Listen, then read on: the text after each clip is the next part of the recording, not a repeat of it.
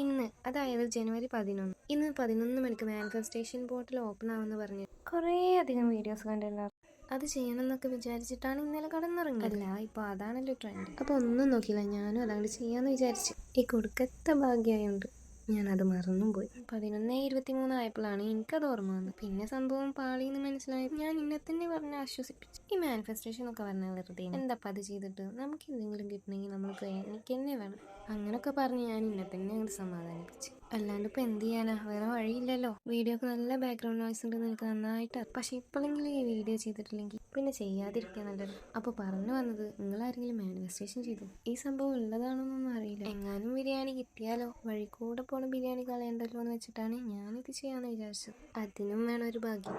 അപ്പോൾ ശരി.